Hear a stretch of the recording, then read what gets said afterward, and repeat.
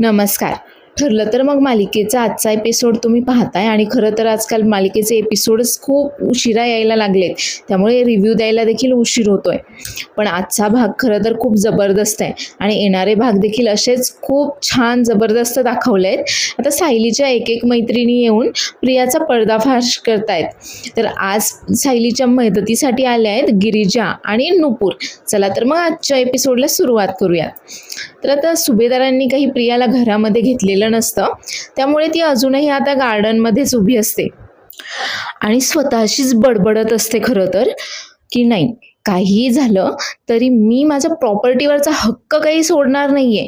मला लग्नामध्ये मिळालेलं स्त्रीधन आणि या सुभेदारांच्या प्रॉपर्टीमध्ये माझा असणारा हक्क हे काही मला सोडायचं नाहीये. पण तिच्या लक्षात येतं जर अश्विनने तिला घटस्फोट दिला मग मात्र हिचं अवघड होणार आहे.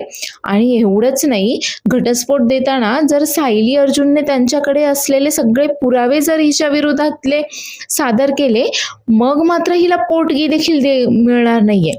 त्यामुळे आता ती विचार करत असते की नाही, काहीही झालं तरी अश्विनने मला घटस्फोट देता कामा नये.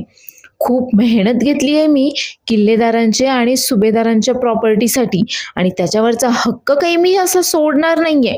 आता तिचा हाच विचार सुरू असतो. नाही पहा, एवढं सगळं काही होऊन देखील आता तिचा प्रॉपर्टीचा लोभ अजूनही कमी झालेला नाहीये प्रेक्षकांनो. आणि तेवढ्यातच तिच्या फोनवर मीना वहिनीचा फोन येतो. खरं तर तिने व्हिडिओ कॉल केलेला असतो. तर आता व्हिडिओ कॉलवर इथं प्रियाचा असा अवतार पाहून आता ती मीना वहिनी विचारते, अगं काय ग, काय झालं? नाही म्हणजे किल्लेदारांना आणि सुभेदारांना तू तर तुझ्या असं बोटावर नाचवतेस ना, आणि मग तुझी अशी अवस्था कशी झाली बरं? त्यावर आता प्रिया तिला सांगते की झाली नाहीये, त्या सायली अर्जुनने माझी ही अशी अवस्था केलीये. बरं ते सगळं सोड, आज माझी आठवण कशी काय काढलीस बरं तू? त्यावर आता ही मीना वहिनी तिला सांगते की अगं एक काम होतं तुझ्याकडे. नाही, एखादा माणूस जर आधीपासूनच आजारी असेल तर त्याला अजून आजारी पाडायला काय करायचं सांग बरं मला. त्यावर आता प्रिया बोलते की अगं किती सोपं आहे मग ते, मी तुला सांगते तसं कर, एक काढा बनव, मी तुला सांगते तसा. आता ही प्रिया तिला सगळ्या काही त्या काढ्याची रेसिपी वगैरे सांगते आणि ती मीना वहिनी बोलते की याचा काही उपयोग होईल ना, आणि पण माझं नाव देखील आलं नाही पाहिजे, कोणाला कळालं नाही पाहिजे मी हे केलंय म्हणून. त्यावर प्रिया बोलते की अगं कोणाला सुद्धा कळणार नाही, मी हाच काढा करून त्या पूर्ण आजीला पाजला होता.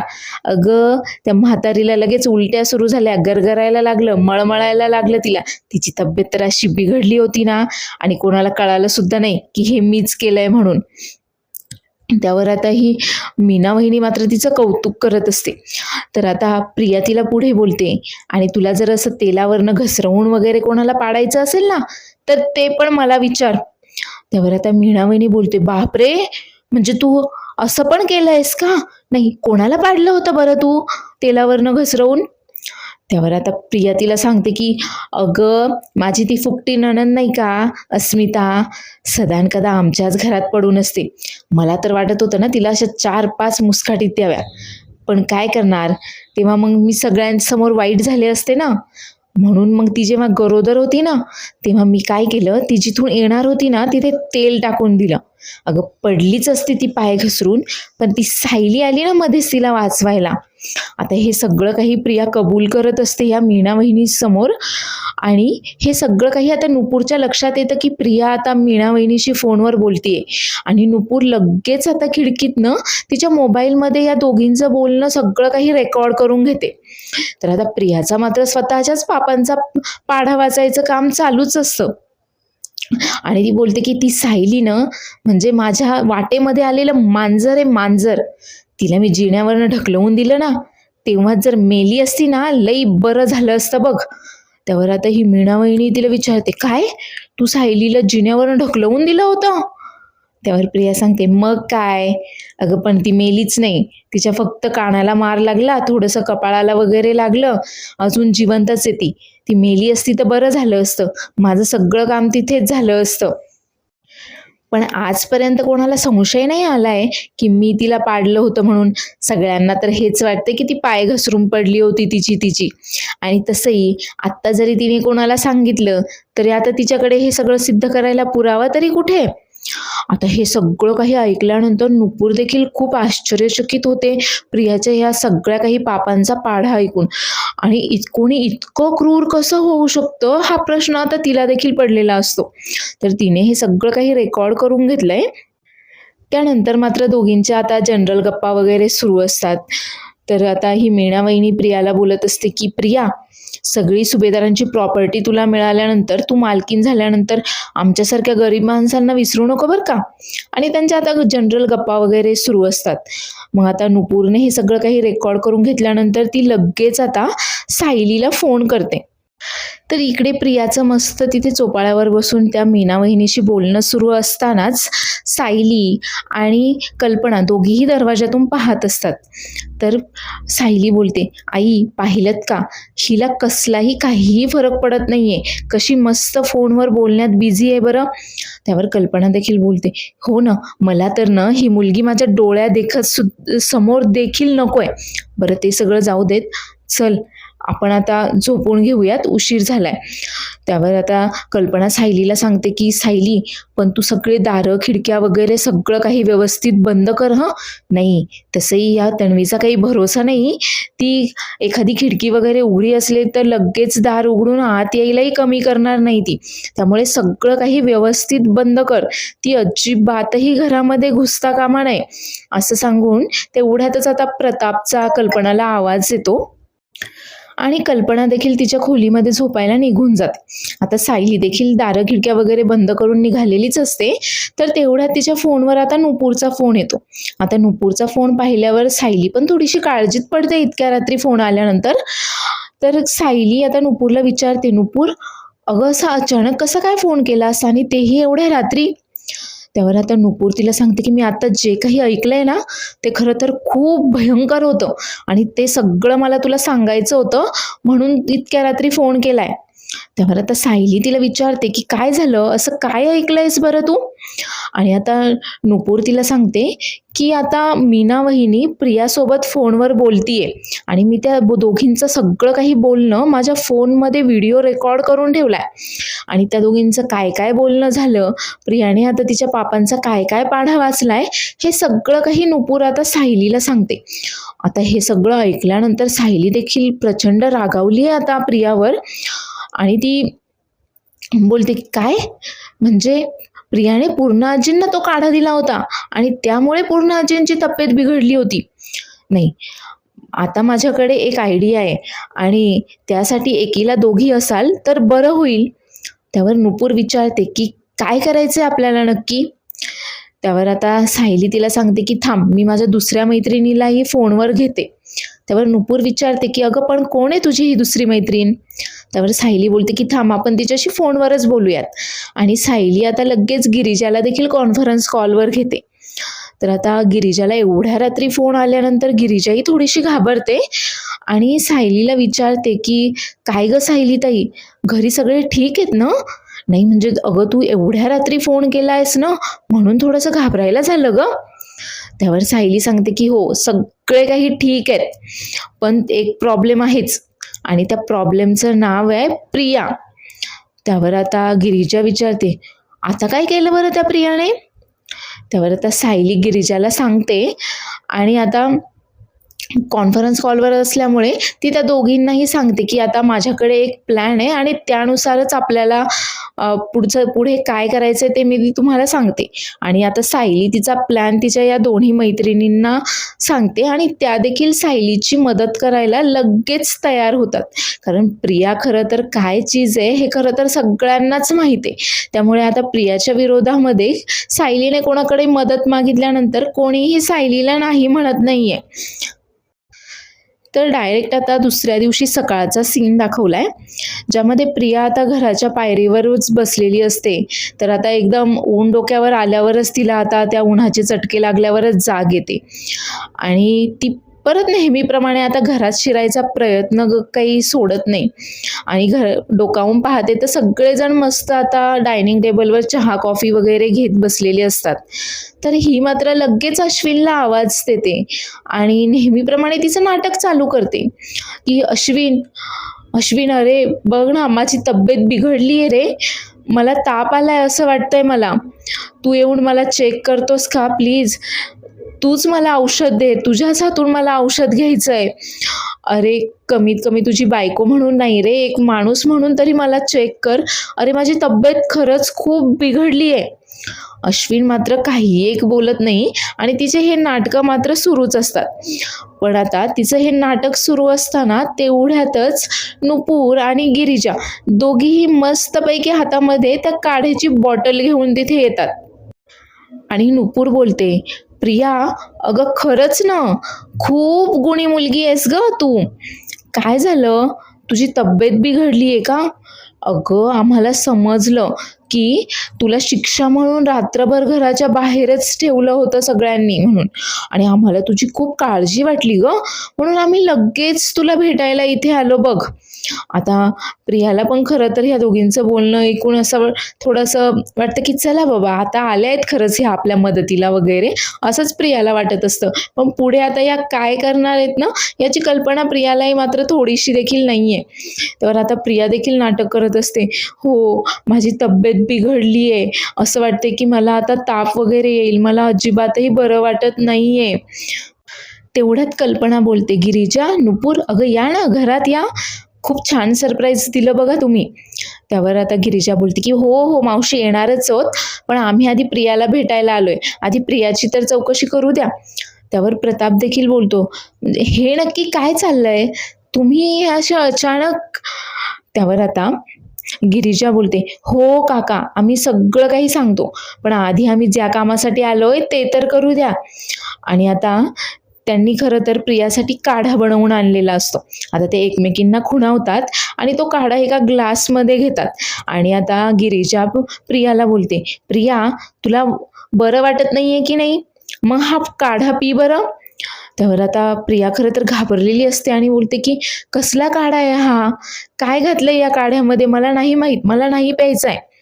त्यावर आता नुपूर तिला बोलते की अगं तुझ्यासाठी एकदम गुणकारी काढा आहे हा, अगदी योग्य काढा आहे बघ तुझ्यासाठी, पी बरं.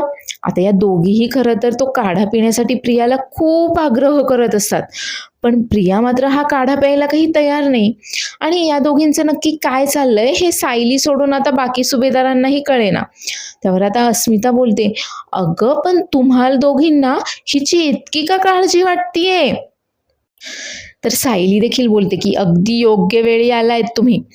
तर आता नुपूर आणि गिरिजा दोघीही मिळून हिला बळच काढा प्यायला देत आहेत, पण ही काही काढा प्यायला तयार नाहीये.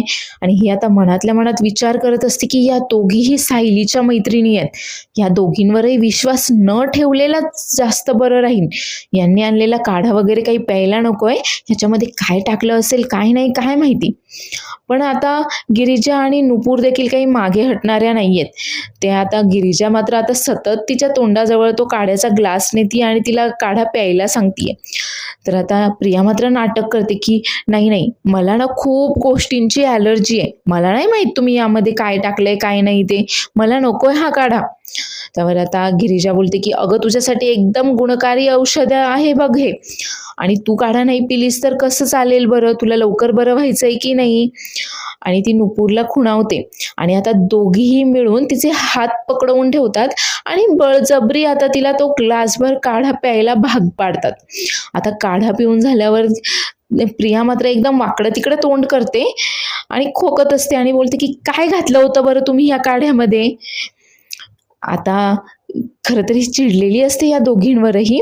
आणि आता नुपूर तिला सगळी रेसिपी सांगते काढ्याची आणि सांगते की अगं कुठे काय, आपलं नेहमीचंच तर सगळं घातलं होतं, म्हणजे बघ आलं घातलं होतं, लवंग, काळं मिरं वगैरे. आता ती बरंच काय काय गोष्टींची लिस्ट सांगते आणि सगळी काही प्रोसिजर सांगते आणि बोलते की बघ तुला ना हा काढा पिल्यानंतर थोडंसं गरगरायला होईल बघ. त्यावर आता गिरिजा बोलते की हो, थोडं मळमळही होईल आणि थोडं चक्कर आल्यासारखं देखील वाटेल. त्यावर आता नुपूर बोलते, हो तुझे असे पाय जड पडतील, थोडंसं असं अंधूक वगैरे दिसायला लागेल. आणि आता हे सगळं काही ऐकल्यानंतर प्रियाच्या आता लक्षात आलंय की तिने मीनाला जी काही काढ्याची रेसिपी सांगितली होती आणि पूर्ण आजीला जो काही काढा दिला होता, तोच काढा या दोघींनी आता हिला प्यायला दिलाय. तर आता अस्मिता विचारते, अगं तुमच्या दोघींचं नक्की काय चाललंय? तुम्ही दोघी नक्की काय दाखवायचा प्रयत्न करताय बरं? त्यावर गिरिजा बोलते की ते आपल्याला आता प्रियाच सांगेल. हो की नाही ग प्रिया? आठवतंय की नाही काही काढ्याबद्दल या? सांग बरं सगळ्यांना. त्यावर आता प्रिया जाम घाबरली आहे खरं तर, आणि आता ती काहीही सांगायला तयार नाहीये. ती आता घाबरलेल्या अवस्थेमध्ये तिथे तशीच आहे.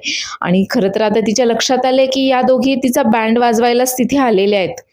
आता तेवढ्यातच गिरिजा बोलते की आठवत नाहीये ना, नुपूर याचा स्मृतीवर पण परिणाम होतो ना ग या काढ्याचा.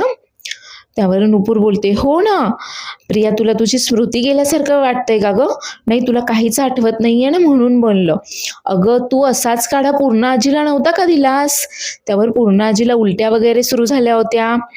आता हे सगळं काही ऐकल्यावर सगळेजण खूप शॉक झालेत. अर्जुन तर खूप जास्त चिडलाय इथे प्रियावर.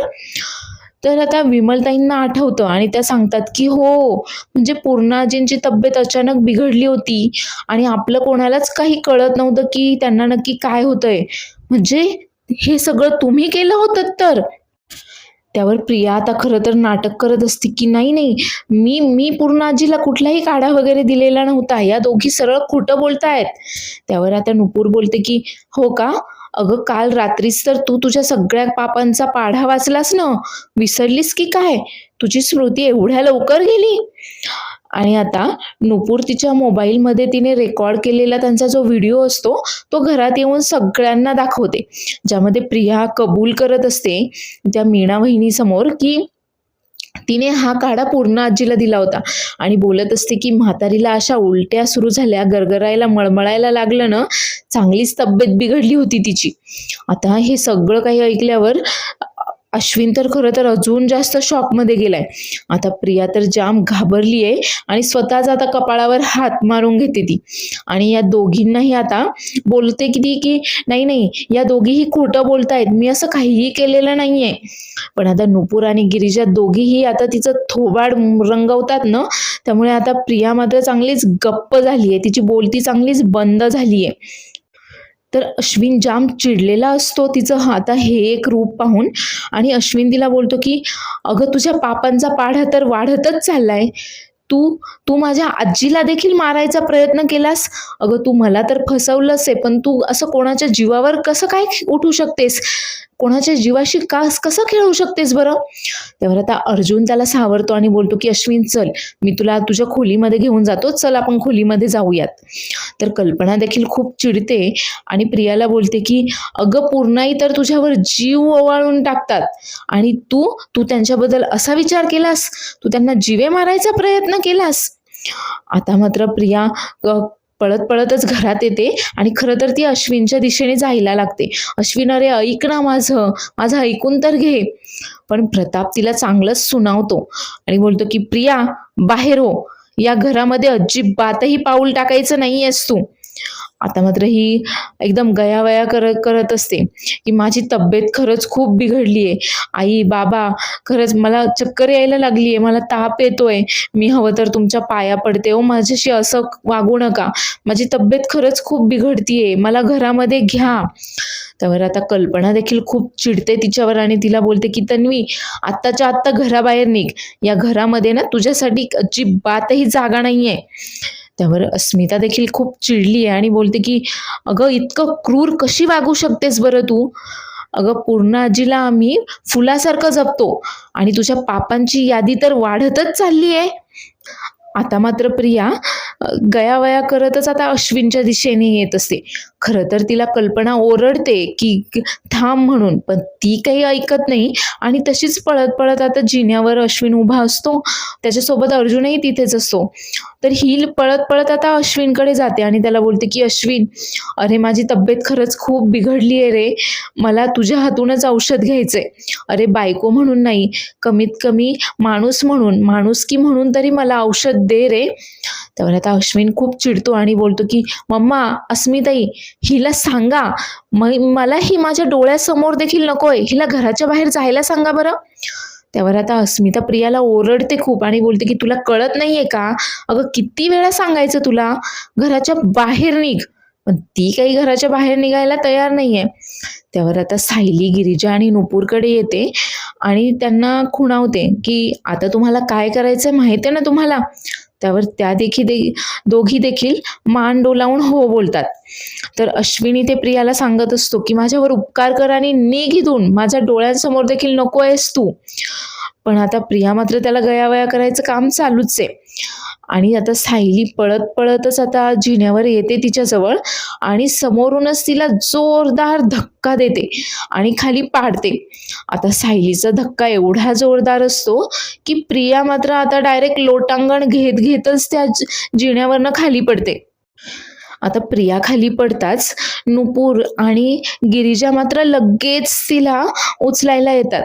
आता खरं तर सायलीचं हे असं काही रूप पाहून सगळेजण खूप शॉक झालेले असतात. अश्विन आणि अर्जुनला देखील काहीच आयडिया नसते की सायली हे नक्की असं काय करतीये.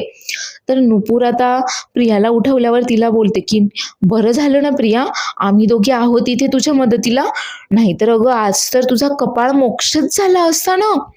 त्यावर आता प्रिया मात्र नेहमीप्रमाणे सायलीला दोष द्यायला सुरुवात करते आणि बोलते की पाहिलत का तुम्ही सगळ्यांनी, हे हे हिचं खरं रूप आहे.